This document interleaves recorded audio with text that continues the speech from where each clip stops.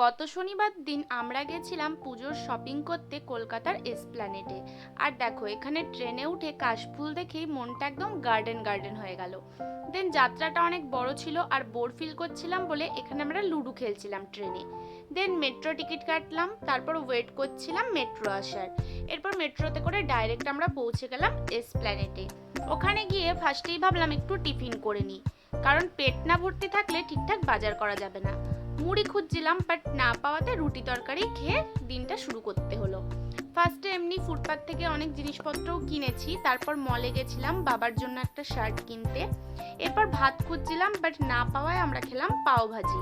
এটা আমার লাইফে ফার্স্ট টাইম পাও ভাজি খাওয়া, বাট টেস্টটা অসম ছিল। চারিদিকে ভিড়টা দেখতে পাচ্ছ, পুজো যত এগিয়ে আসছে তত ভিড়ও যেন বেড়ে চলেছে। তো যাই হোক, আর এগুলো হলো প্রত্যেকটা মেয়ের কাছে ইমোশন। আমার তো ইচ্ছে করছিল সব কানের গুলো কিনে নিতে। আর টেডিগুলো দেখো কি কিউট, বাট কেনার মতো টাকা নেই। তো যাই হোক, ফাইনালি এতগুলো শপিং করেছি, বাট এখানে শুধু আমার একার নয়, বোনেরও জিনিসপত্র রয়েছে।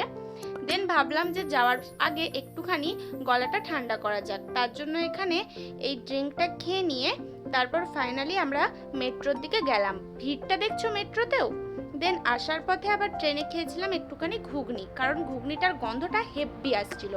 সো আজকের জন্য এইটুকুই, বাই বাই।